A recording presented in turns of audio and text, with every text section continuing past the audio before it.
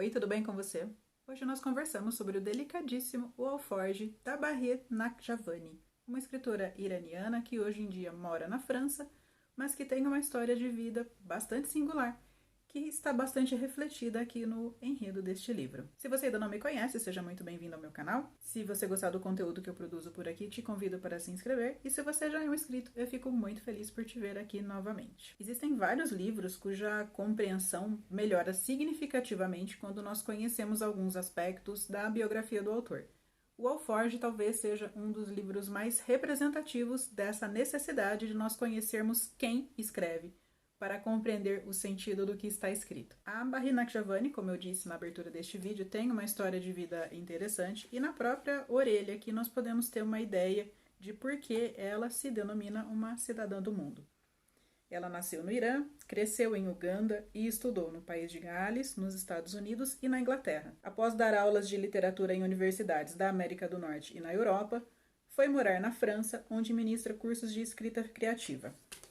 Ou seja, até que dê na telha dela de se mudar novamente, hoje em dia ela é uma iraniana que mora na França. Já adulta, vimos que ela é professora de literatura e deu aula em algumas universidades. Mas durante a sua infância, essa principal mudança foi ocasionada pelo trabalho dos pais da Tabaret, que eram missionários da fé Bahá'í, fé da qual inclusive ela também compartilha. Eles eram... não sei se missionários é o termo mais correto para se aplicar a esta fé, mas o sentido é esse. Eles estavam empenhados em difundir o Bahá'í em outras localidades e desta forma a Tabaret se mudou com a família para Uganda. Essas vivências dela em países com culturas tão diferentes já lhe dariam um bom arcabouço para construir os personagens tão distintos entre si que nós encontramos em O Alforge. Mas o fato de ela professar a fé Bahá'í amplia ainda mais a riqueza e todas as nuances que nós podemos encontrar, não só nos personagens, mas também no enredo e no sentido filosófico deste livro aqui. A própria Tabaret, em entrevistas, diz que a sua obra é indissociável da sua fé. E eu não li os outros livros da autora, mas neste aqui é possível perceber isto muito claramente. E eu só sei disso porque eu fui pesquisar um pouquinho sobre o que era a fé Bahá'í, para poder fazer uma leitura melhor deste livro. O Bahá'í é uma crença monoteísta que reconhece a validade dos ensinamentos de várias pessoas que passaram pela Terra com o intuito de transmitir a mensagem de um Deus que, em essência, é único. Então, Jesus, Maomé, Zoroastro, Buda, no fim traziam verdades, cada uma delas a seu modo, de um mesmo Deus. Portanto, são mensagens que, longe de serem conflitantes, são complementares. Em vários vídeos que eu vi sobre a fé Bahá'í, eles falam sobre a unidade através da diversidade. Pelo que entendi, no fim das contas, tantas pessoas trazem mensagens tão distintas, mas todas de um mesmo Deus, que em tempos diferentes eram as mais adequadas para aquele momento, para aquelas pessoas, mas que tomadas num conjunto mostram uma verdade universal, uma única verdade a respeito dos desígnios de Deus. O Alforge é um livro interessante, não só pelo seu enredo, pelo seu sentido filosófico, mas também pela sua estrutura. Ele é dividido em 9 capítulos, cada qual centrado em um dos personagens principais aqui desta obra. Então nós temos um ladrão, a noiva, o líder, o cambista, a escrava, o peregrino, o sacerdote, o derviche e o cadáver. Pessoas bastante diferentes entre si e que se tornam ainda mais distintas entre elas quando nós conhecemos um pouco das suas histórias. O Alforge, então, nos apresenta a perspectiva de cada uma dessas 9 pessoas a respeito de alguns acontecimentos num curto período de tempo na estrada entre Meca e Medina, aquela estrada sagrada onde os fiéis, principalmente os muçulmanos, fazem a sua peregrinação. Em comum a esses acontecimentos existe um alforje, uma espécie de bolsinha que se colocam em animais, no caso aqui nos camelos, mas que eu sei que existem alforjes para motos também. Mas não é o caso aqui, nós estamos falando de um povo no meio do deserto se movendo com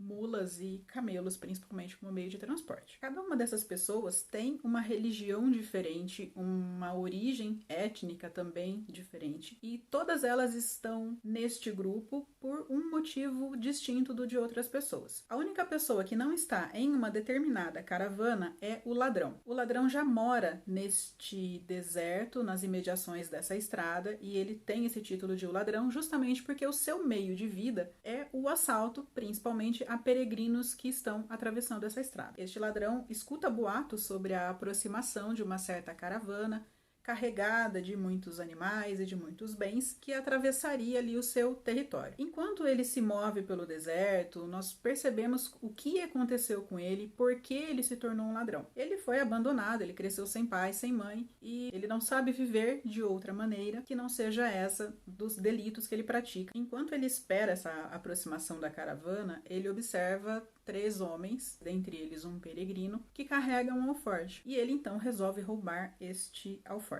A relação que ele tem com o conteúdo desse alforje diz muito sobre o seu histórico, sobre essa criação com falta de amor, de afeto e até de instrução, porque ele também não sabe ler, ele é analfabeto. Enquanto examina o conteúdo do alforje, esse ladrão está à vista da caravana que se aproxima e a partir daí nós vemos as relações entre os demais personagens com o destino desse ladrão. E a exemplo do que houve com ele, nós também vamos conhecer partes do passado de cada uma dessas pessoas que estão ali na caravana e vamos compreender um pouco melhor os seus pontos de vista a respeito da vida, às vezes do conteúdo do alforje e inclusive os pontos de vista que eles têm uns em relação aos outros. A relação de cada pessoa com o conteúdo do alforje ou com alguém que está segurando o alforje é diretamente ligada ao seu histórico de vida e a sua relação com a fé. Cada uma dessas pessoas se identifica como de uma determinada religião.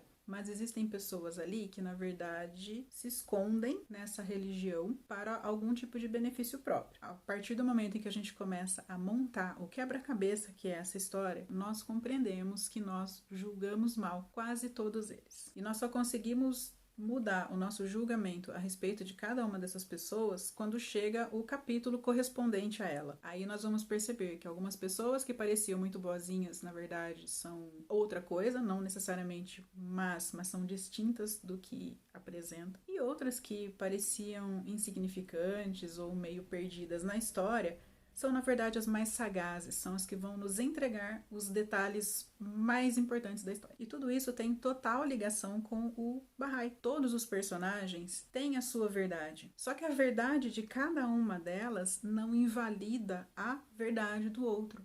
Elas se complementam e nós só conseguimos compreender a história toda quando nós enxergamos cada parte de cada um deles. Então isso reflete o que eu comentei lá no começo sobre a unidade através da diversidade. Fazendo um paralelo com o Bahá'í, cada uma dessas pessoas seria representante de uma dessas religiões que de alguma forma trouxeram uma mensagem divina. Essa mensagem que, embora através de diversos mensageiros e diversos portadores, tinha, na verdade, um único remetente, um Deus único e universal. Como é um livro focado em personagens tão diferentes, eu acho que é natural que nós gostemos mais de uns do que de outros. Eu não gostei muito do capítulo da noiva, que é uma mocinha e ela tem uns acessos de fúria, eventualmente, ela tem umas visões e para ajudar, além dessas visões, ela usa umas substâncias alucinógenas, então tá sempre causando confusão ali na caravana. É um capítulo que não me cativou tanto como me cativaram outros, como por exemplo o do ladrão e o do sacerdote, que me parecem os mais filosóficos. O ladrão nos coloca frente a frente com alguns dilemas materiais. Como eu disse no começo, ele não teve nenhuma família que o criasse. Já o capítulo do sacerdote é interessante pelas reflexões que ele faz a respeito da relação que ele mesmo tem com a religião, das expectativas que ele tem em relação a Deus, em relação à peregrinação, a tudo que ele poderia sentir numa peregrinação anterior que ele fez, da qual ele se recorda, e também da sua decepção ante a fraqueza de algumas pessoas que usavam a religião como uma fachada, talvez como um status social. E a forma como ele expressa isso é muito bonita e também muito triste. Tais emoções logo evaporaram, à medida que os dias do Hajj iam passando e suas expectativas não se cumpriam. Os únicos sinais que ele testemunhou foram os das fraquezas humanas. Para sua desolação, percebeu que vários peregrinos eminentes torciam as regras sagradas para adaptá-las às suas próprias conveniências. Alguns nem mesmo participavam dos ritos mais difíceis.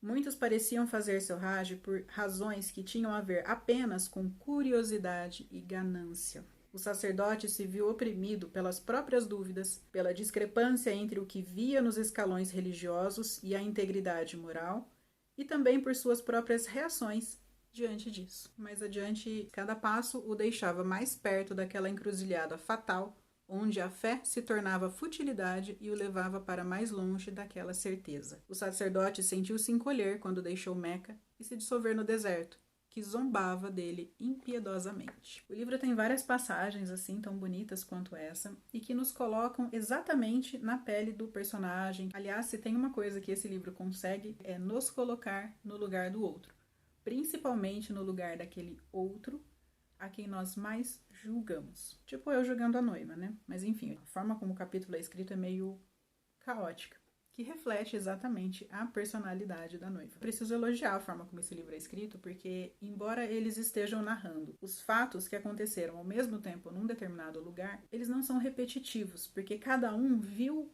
um aspecto da situação e cada um interpretou aquele aspecto conforme a sua cultura, a sua formação, seus valores morais. E isso nos ajuda a montar o quebra-cabeça que vai se tornar o todo que eu havia mencionado. Nós vamos conseguir enxergar a situação como este todo apenas depois de montar o quebra-cabeça das 9 partes desse livro. O Alforge não se tornou um livro favorito da vida, mas foi com certeza uma das melhores leituras que eu fiz em 2021, e ele me conquistou justamente pela simplicidade da história, que não significa de forma alguma mediocridade na forma de se contar ou pobreza de sentido.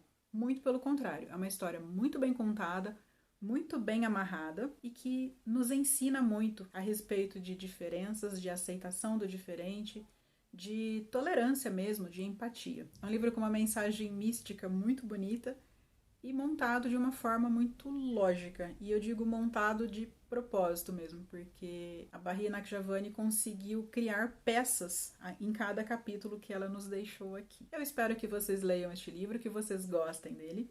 E se gostou desse vídeo, não esquece de curtir. Nós nos vemos nos próximos vídeos. Até mais, tchau!